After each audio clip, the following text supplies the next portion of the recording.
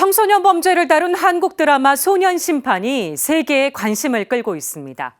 드라마는 질문을 던집니다. 소년범에게 처벌을 우선해야 할지 아니면 교화를 우선해야 할지. 위기 청소년들을 직접 마주하는 사제의 생각은 어떨까요? 김형준 기자가 들어봤습니다.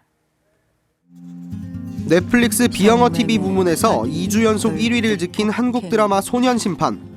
세계인의 이목이 집중된 소년심판의 배경은 소년법정입니다. 드라마 속 판사들은 소년범을 대상으로 한 재판에 나서고 각종 범죄 현장을 오갑니다. 이 과정에서 판사들은 소년범에 대한 엄중한 처벌과 교화 가능성을 두고 치열하게 갈등합니다. 아니 전과자 만드는 게 우리 일인 줄 압니까? 보여줘야죠. 법이란 게 얼마나 무서운지. 가르쳐야죠. 사람을 해하면 어떤 대가가 따르는지. 현실에서 범죄를 저지른 소년들의 교화와 처벌, 사회의 시선은 어디를 향해야 할까? 피해자와 그 가족의 상처를 생각하면 처벌은 피할 수 없지만 궁극적으로는 위기 청소년에 대한 도움이 필요하다는 게 현장의 목소리입니다.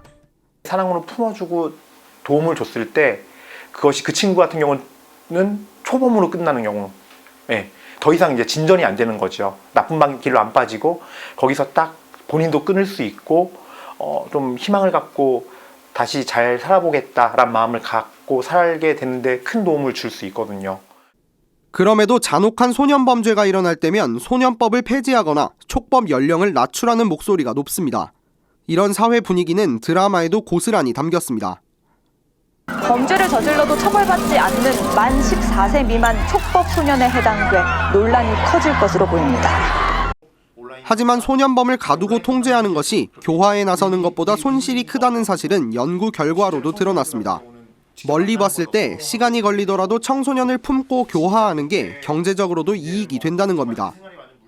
비용도 덜 들고 나중에 그 친구들이 건장하고 건실한 사회인이 되었을 때 그들이 사회에 다시 기여하게 되기 때문에 그런 것도 결국은 연구 결과로도 이미 독일에선 있는 상황이고 처벌과 교화 모두 필요하지만 근본적인 해결책은 그들이 범죄로 빠지지 않도록 환경을 조성하는 일입니다. 사목 현장에서 위기 청소년을 마주하는 은성재 신부는 그들이 누리지 못했던 일상을 함께하는 것이 중요하다고 조언합니다. 예수님께서 하셨던 게 뭘까? 진짜 동행의 의미가 뭐고 함께하는 의미가 뭘까를 구현하려고 하는데 그러다 보니까 깨달은 게 제일 중요한 건 일상이에요. 마땅히 받아야 할 사랑을 받지 못한 위기 청소년들. 그들의 일상을 지키고 범죄의 유혹을 막기 위해 관심과 기도가 절실합니다. 이 친구들의 사는 이야기를 들어보면은 정말 그럴 수밖에 없었구나. 너는 그렇게 집을 나올 수밖에 없었구나. 정말 그렇게 그런 스토리들이 있거든요.